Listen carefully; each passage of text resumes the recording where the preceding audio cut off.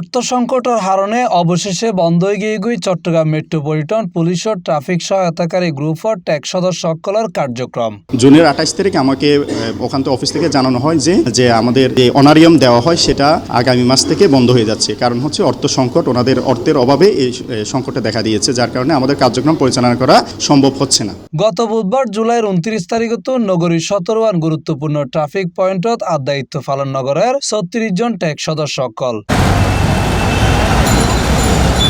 এই কারণে একমিকে নগরীর যানজট নিয়ন্ত্রণ ও ট্রাফিক ব্যবস্থায় নতুন করে চাপ তৈরির আশঙ্কা দেখা দিয়ে অন্যমিকে এই হাজরের নির্ভরশীল বিশ্ববিদ্যালয় ও কলেজ পড়ুয়া শিক্ষার্থী সকল এখন দুশ্চিন্তাত ফজি। 36 জন মাত্র ট্যাগ সদস্য, তাদের প্রতিজনের পেছনে ব্যয় হয় হচ্ছে 500 করে, দৈনিক 500 করে। সেই হিসাবে 18,000 টাকা ডেইলি লাগে। যদি মাসে হিসাব করি 5.5 লাখ টাকার মতো, এটা সামান্য অর্থ, যে কারণে আমাদের এই সামান্য অর্থের কারণে কার্যক্রমটা বন্ধ হয়ে যাবে, মানুষ যানজটের মধ্যে ভোগান্তির শিকার হবে, সেটা আমরা চাই না। আমরা কাজ করতে চাই।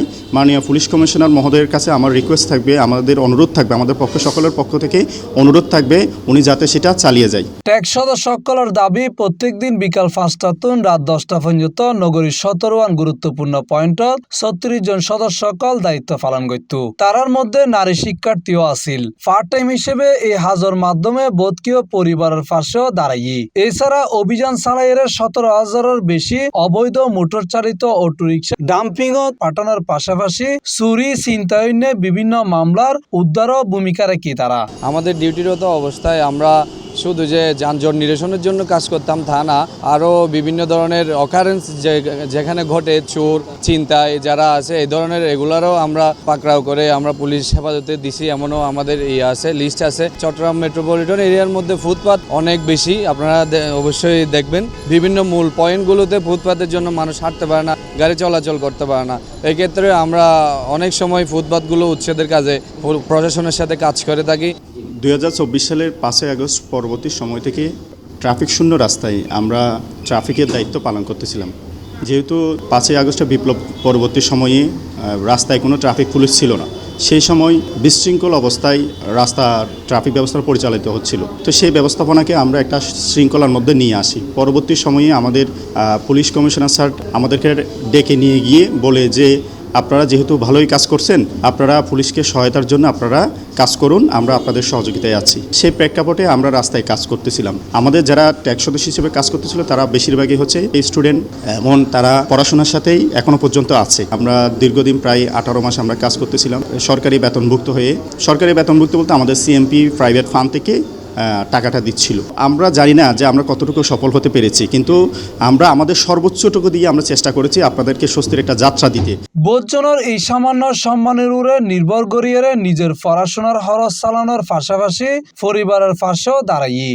তারার আশঙ্কা ট্যাগর কার্যক্রম বন্ধ হয়ে গেলে শুধু যানজট নিয়ন্ত্রণে ব্যাহত হব তাই ন, বরং বোধ শিক্ষার্থীলে কর্মসংস্থানের এই সুযোগও হারাই যাইবগই, যা বেকারত্ব সংকট আরো বাড়াই দিতে পারে। কিছু কিছু এক পয়েন্ট আছে যে পয়েন্টগুলোতে একদম ভয়ানক ভাবে জ্যাম লেগে থাকে। আমাদেরকে ওই জায়গাগুলোতে দায়িত্ব পালন করার জন্য প্রতিদিন 5 ঘন্টা ডেইলি 5 ঘন্টা ডিউটি দেওয়া হয়। ওই 5 ঘন্টাতে আমরা প্রচুর পরিমাণে প্যারা খেয়ে তারপরও আমরা কাজ চালিয়ে যাই।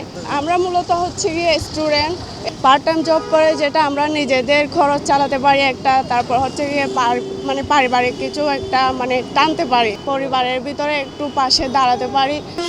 এটার ক্ষেত্রে হচ্ছে হঠাৎ করে এটা বন্ধ করে দেওয়ার কারণে আমাদের একটু সমস্যার মুখোমুখি হওয়া লাগতেছে। এখানে আমরা বেশিরভাগ স্টুডেন্ট এবং ব্যাচেলার, এখানে চিটাগং শহরে থাকা খাওয়া দাওয়া আপনারাই জানেন। এখন বেশিরভাগ ফ্যামিলি কিন্তু খুব অসহায় অবস্থায় আছে। তারা পড়ালেখার পার্ট টাইম হিসেবে পড়ালেখার পাশাপাশি ফ্যামিলিকে সাপোর্ট দিয়ে যাচ্ছে। হুট করে যদি এটা বন্ধ হয়ে যায় বা স্থগিত হয়ে যায়, সবাই হুমকির মধ্যে, পড়ালেখাও কষ্টের মধ্যে পড়ে যাবে।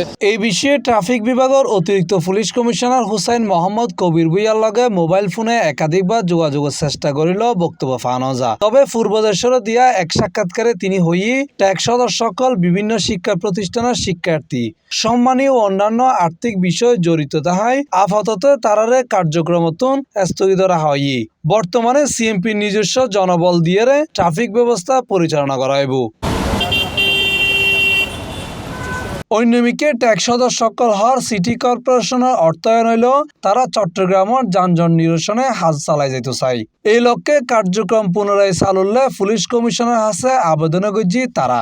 যদি আমাদের সিএমপির প্রাইভেট ফান্ড থেকে যদি টাকার অর্থনৈতিক সংকট দেখা দেয়, সেক্ষেত্রে কুমিল্লা যেভাবে ট্যাক্স সদস্যদেরকে সিটি কর্পোরেশনে অন্তর্ভুক্ত করা হয়েছে, চট্টগ্রামে যদি মেয়র মহোদয় চাইলে সেভাবে আমাদেরকে অন্তর্ভুক্তের মাধ্যমে আমাদেরকে চট্টগ্রামের যানজট নিরসনে কাজ করতে দিতে পারে, যদি মেয়র মহোদয় সে সদিচ্ছা থাকে। হইরে 2024 সালের সেপ্টেম্বরত শিক্ষার্থীসকল স্বেচ্ছাসেবক হিসেবে ট্রাফিক পুলিশের পাশে হাত শুরু করছি। পরে 2025 সালের জানুয়ারি অন্তর্বর্তীকালীন সরকারের উদ্যোগে বৈষম্য বিরোধী ছাত্র আন্দোলন আহত সকলের কর্মসংস্থানের লক্ষ্যে তারারে দৈনিক বেতনভুক্ত ট্রাফিক সহায়তাকারী হিসেবে নিয়োগ দেওয়া হয়। প্রত্যেক দিন 500 টাকা বেতনে তারা 5 ঘন্টা হাজ করত। বিকাল 5টা তুন রাত 10টা পর্যন্ত নগরীর 17 গুরুত্বপূর্ণ পয়েন্টত 36 জন সদস্য যানজট নিয়ন্ত্রণ ও পথচারীসকলের সচেতন করা এবং ট্রাফিক ব্যবস্থায় গুরুত্বপূর্ণ ভূমিকা পালন করছে তারা। Mohammad Nizamuddin Tipu, C+ TV, Chittagong.